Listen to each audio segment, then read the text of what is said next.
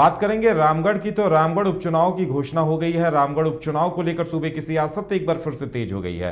आरोप प्रत्यारोप का दौर तेज हो गया है, दावे ठोके जा रहे हैं। एक तरफ महागठबंधन कह रहा है कि ये 5वां उपचुनाव है, हम यहां भी जीत दर्ज करेंगे, और दूसरी तरफ बीजेपी और एनडीए का कहना है कि इस बार महागठबंधन को हार का सामना करना पड़ेगा।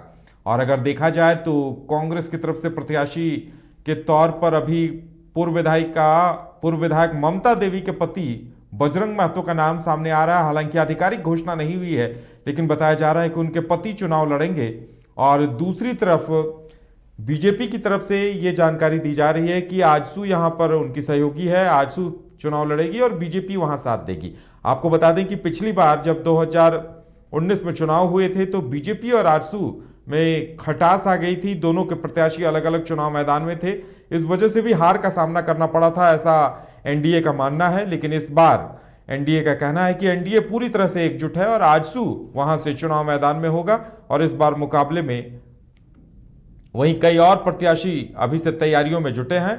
बताया जा रहा है कि झापा से पूर्व महाधिवक्ता अजीत कुमार, वो भी चुनाव लड़ने की तैयारियों में है। झापा भी वहां पर एक मजबूत प्रत्याशी देने की तैयारियों में जुटी हुई है। ऐसे में काफी दिलचस्प समीकरण देखने को मिल रहे हैं और माना जा रहा है कि 2024 में जो चुनाव होने हैं उसे लेकर अभी इसे एक लिटमस टेस्ट या शक्ति परीक्षण के तौर पर देखा जा रहा है कि किसकी पकड़ कितनी मजबूत है जनता के बीच में।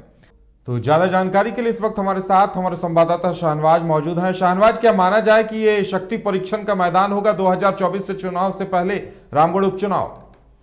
बिल्कुल, इस बात में कोई शक नहीं है कि 2024 के विधानसभा और लोकसभा चुनाव से पहले रामगढ़ का बाई इलेक्शन बेहद महत्वपूर्ण है, ना सिर्फ एनडीए यूपीए के लिहाज से बल्कि ओवरऑल 81 सीटों पर 2024 में चुनावी समीकरण क्या होंगे, क्या उसके असरात जाहिर होंगे, इन तमाम चीज़ों को कहीं ना कहीं इसका आकलन किया जाएगा इस चुनाव में। अब देखने वाली महत्वपूर्ण बात यह होती है कि क्या कुछ रणनीति एनडीए और यूपीए की तरफ से बनती है, क्योंकि अब से थोड़ी देर पहले ही कांग्रेस ने चुनाव के मद्देनज़र जैसे ही तारीखों की घोषणा हुई, उन्होंने अपने चुनाव संचालन समिति की घोषणा कर दी है, जिसमें कुल 30 लोग शामिल हैं। तो आप इससे समझ सकते हैं कि आज चुनाव के तारीखों की घोषणा होती है और चुनाव संचालन समिति की कांग्रेस द्वारा घोषणा कर दी जाती है। अब देखने वाली बात होगी कि एनडीए की तरफ से क्या कुछ तैयारी है।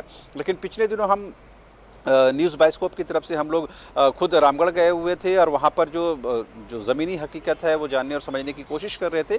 इसी क्रम में जो आजसू के सांसद हैं सीपी चौधरी, उनसे बातचीत हो रही थी, क्योंकि उनकी धर्मपत्नी का ही नाम इसमें आ रहा है, उनके फैमिली से ही कोई उम्मीदवार हो सकते हैं, क्योंकि आजसू ने ही रामगढ़ से ज़्यादातर समय में प्रतिनिधित्व किया है, लिहाजा उनकी दावेदारी मजबूत मानी जा रही है।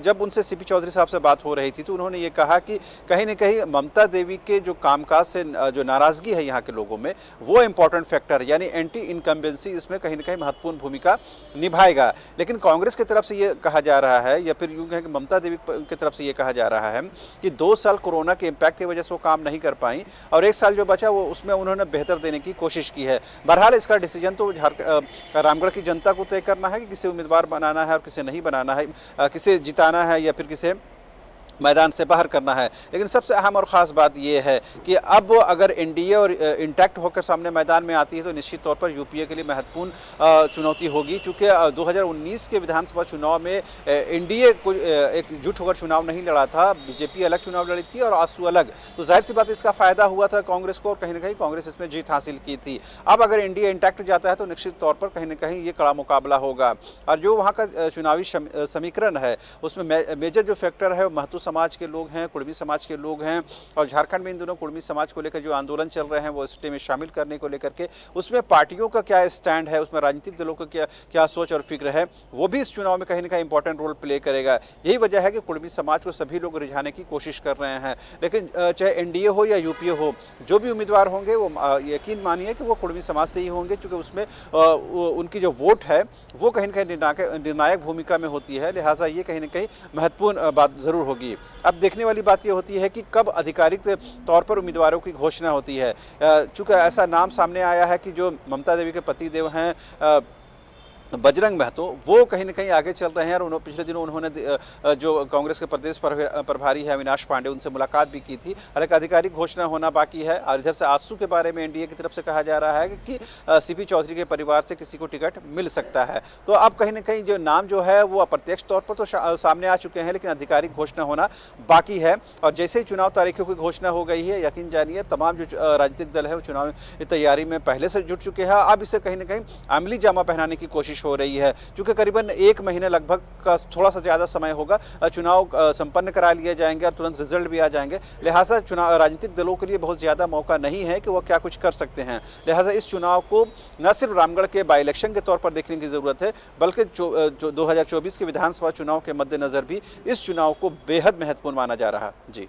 चलिए शाहनवाज, हमारे साथ जुड़ने के लिए और तमाम जानकारी देने के लिए आपका बहुत बहुत धन्यवाद। तो रामगढ़ उपचुनाव जाहिर तौर पर काफी अहम माना जा रहा है, जहां महागठबंधन और एनडीए दोनों खेमों का शक्ति परीक्षण होना है, क्योंकि इस चुनाव में जो भी जीत हासिल करेगा वो कहीं न कहीं अपने शक्ति प्रदर्शन में कामयाब रहेगा और दूसरे पर हावी होने की कोशिश भी करेगा। यह देखना दिलचस्प होगा कि समीकरण क्या कुछ सामने आते हैं, प्रत्याशी कौन कौन होते हैं, और एनडीए अगर देखा जाए तो आजसू और कांग्रेस के बजाय और कौन कौन से दल वहां अपने प्रत्याशी उतारते हैं। इन तमाम सवालों का जवाब चंद दिनों के बाद ही मिल पाएगा। फिलहाल हमारी तरफ से इतना ही, हमें दीजिए इजाजत और देखते रहिए न्यूज़ बाइस्कोप। नमस्कार।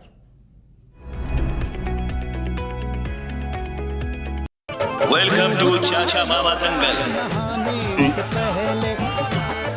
हास्य अदाकार संजय मिश्रा से गुजारिश है कि वह अखाड़े में कूदे और फुलटूस को ट्रॉफी से नवाजे। लगता है समाधि ले ली। अरे बुला रहे हैं। अरे बोल रहे हैं कि बुला लो। टॉप टेक सीमेंट, जो जोड़े तो छोड़े नहीं, मजबूती ही हमारी पहचान।